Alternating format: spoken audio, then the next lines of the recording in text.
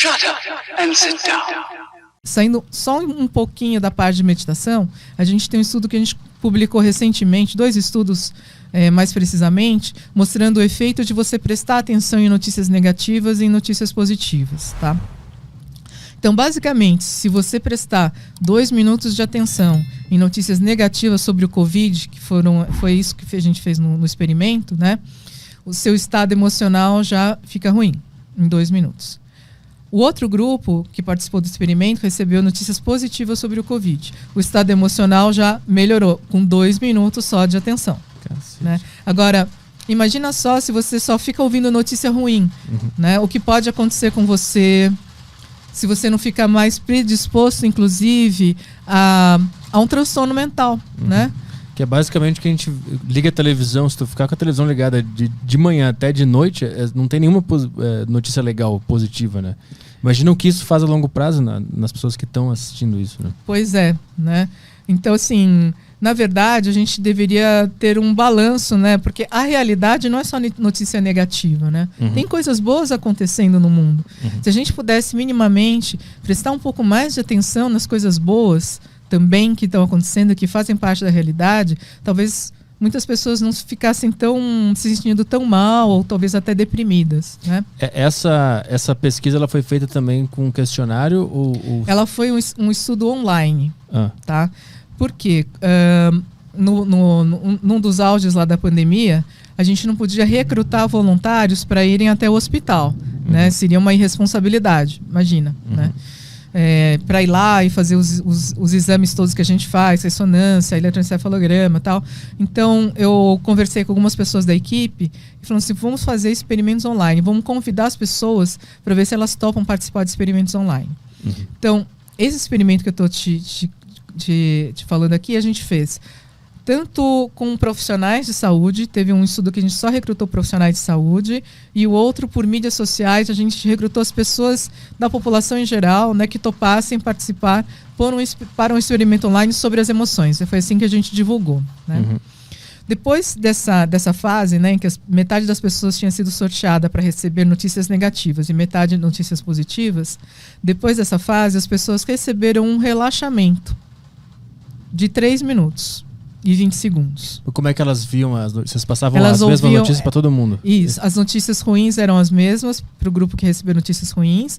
O grupo que recebeu notícias boas sobre a Covid, na época não tinha vacina ainda. Então, eram notícias do tipo, olha pessoal, a vacina está chegando, tal, né? Olha pessoal, olha só quanta gente com atos de solidariedade, né? Doando alimentos para quem está mais necessitado, né? E aí, depois que as pessoas passaram por essa fase do experimento, todas elas receberam um áudio de relaxamento para prestar atenção na respiração, relaxar, soltar. O grupo que tinha recebido notícias negativas melhorou seu estado emocional depois do relaxamento. O grupo que tinha recebido notícias positivas e já tinha melhorado, melhorou ainda mais com o relaxamento. 3 minutos e 20 segundos. Então, eu vejo assim 2 aprendizados bem legais com esse experimento super simples, tá? Primeiro, presta atenção nas notícias que você está consumindo, né? 2 minutinhos já muda o seu estado emocional. E o segundo ponto que a gente acha legal é faça pausas durante o seu dia. Respira um pouco, 3 minutinhos que seja, olha que legal, né? Já melhora o seu estado. Tem alguma pesquisa que mostra, porque essas pessoas estavam prestando atenção nessas notícias, né? Tem alguma pesquisa que mostra como que a notícia que está sendo tocada na sala e eu não estou prestando atenção nela pode me influenciar? Eu desconheço, eu não sei. Talvez exista, mas eu realmente não sei te dizer. Eu fico imaginando se, por exemplo, eu não estou prestando atenção e está rolando uma desgraceira na televisão, falando de assassinato, não sei o quê. Eu não estou ouvindo atentamente, mas está entrando na minha cabeça de alguma forma. Isso aí tu não sabe se existe algum estudo que fale sobre essa...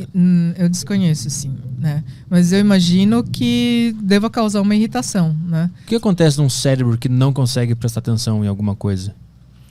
Um cérebro que não consegue prestar atenção em alguma coisa pode ter algumas questões, até um transtorno de déficit de atenção e hiperatividade, né? É uma das possibilidades que acontece no cérebro que não consegue prestar atenção.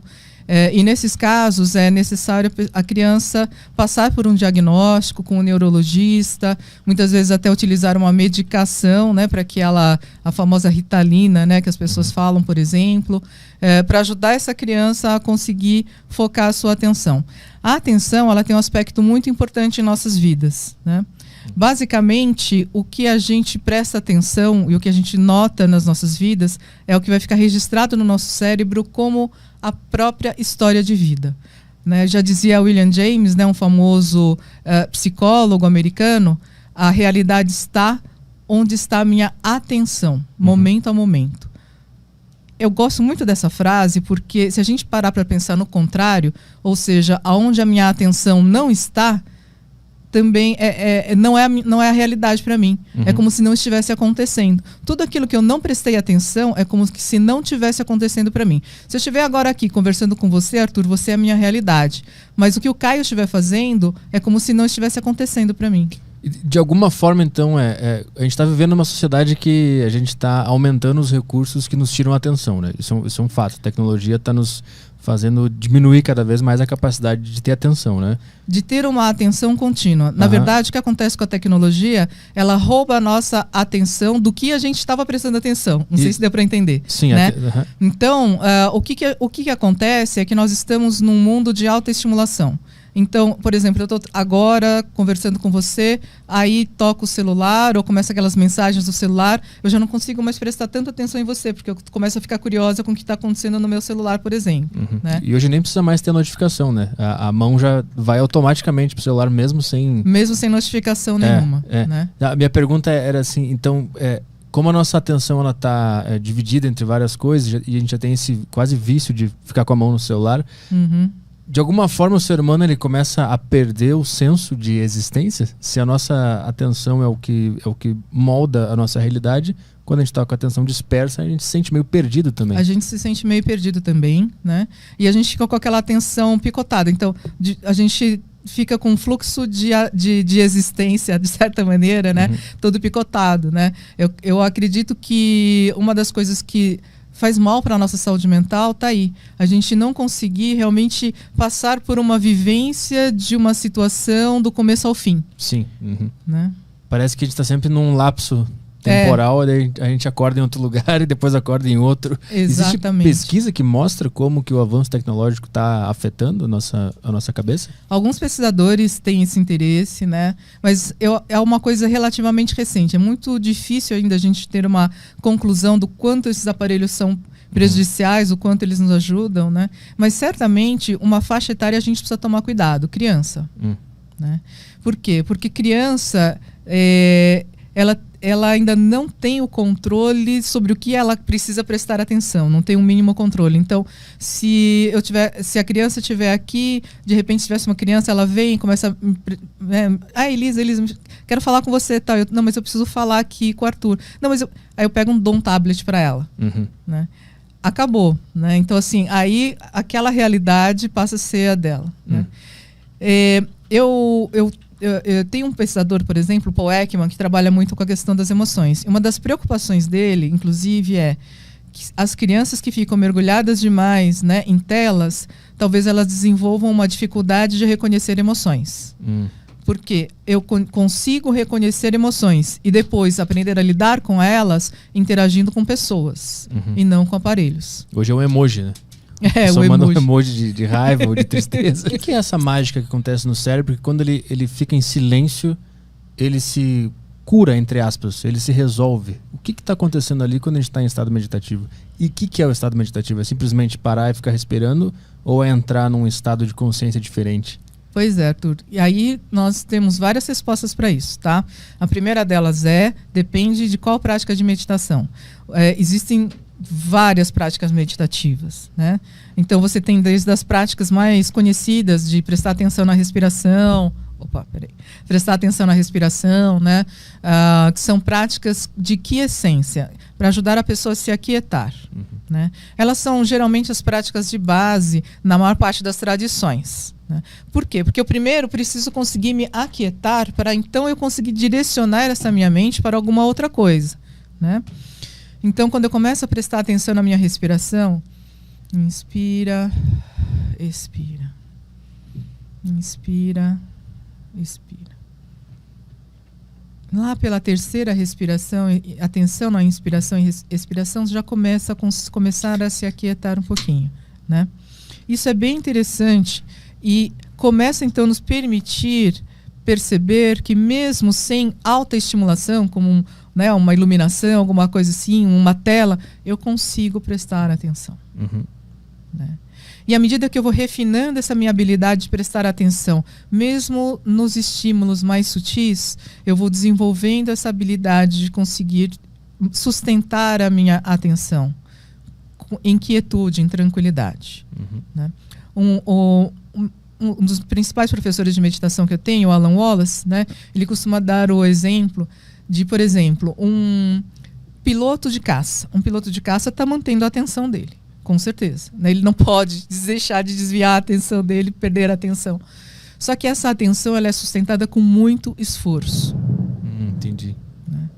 Quando você tem um meditador sentado, ele pode ficar horas sem se cansar, porque ele aprende a prestar atenção relaxado. Teria como, por exemplo, um piloto de caça, ou até eu aqui entrevistando, prestar atenção estando relaxado? Porque aqui eu estou sempre gastando energia para prestar atenção no que você está falando. Mas você pode gastar menos energia.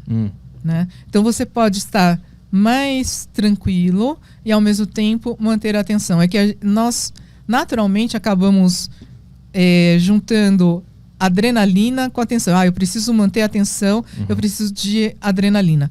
Mas existe um estado de atenção mais calmo, né? Porque se essa adrenalina também, vamos dizer assim, for excessiva, né, pode até me prejudicar em relação à minha atenção e às minhas respostas, o que eu vou dizer. Né? De alguma maneira, como você já está acostumado a fazer as entrevistas, eu imagino que você consiga hoje manter essa atenção sem tanto esforço como talvez no início. Eu chego em casa destruído. Você chega em casa destruído. Como se eu tivesse feito exercício físico, literalmente. Entendi. Eu durmo cedo, chego, tomo um banho, fico cansado, deito no sofá, vejo TV, eu durmo direto. Então porque eu estou gastando muita energia com a minha atenção. Né? Sim, talvez você consiga ter uma atenção, só que não dependendo de tanta estimulação. Né? A gente está num estado mais relaxado e mantendo a atenção. A gente acabou treinando o cérebro a fazer essa ligação com adrenalina e atenção, então. Sim, ao longo do tempo. E porque o nosso sistema de luta e fuga, de certa maneira, ele faz isso. Né? Se você é um homem primitivo, um animal na floresta, né, provavelmente você precisa estar assim. Né? Tipo assim, o que está acontecendo? Você precisa desse tipo de atenção para sobreviver. Mas, com o tempo, né, a gente, com o tempo que eu digo, com a evolução da história da humanidade, a gente não está mais tão sujeito a estas intempéries externas. Né? Lá fora pode ter trovão, enfim, né, uma tempestade, mas a gente está aqui. Se a gente está aqui, a gente não precisa desse nível, né, de descarga de adrenalina para manter a nossa sobrevivência e para estar bem. Tá? Então, é uma sofisticação. Tanto que existe um livro a respeito da história da meditação, né, de um antropólogo chamado Johnson. Esqueci o primeiro nome dele. Mas o Johnson diz o seguinte, que provavelmente as primeiras práticas meditativas iniciaram quando o homem dominou o fogo. Né? Práticas mais formais. Por quê? Quando o homem passa a dominar o fogo, ele pode se reunir ali junto com os seus companheiros, né? E ele sabe que está protegido dos animais da floresta. E aí deu um tempinho para o cérebro dele ficar relaxado. Isso. Sem contar que a própria chama, né, ajuda a entrar nesse estado alterado de consciência. Willard Johnson é o nome do antropólogo. Então, para mim faz total sentido, né? Porque você realmente precisa ter um mínimo de estado de conforto, de segurança, para você começar a entender que você pode relaxar e manter a sua atenção.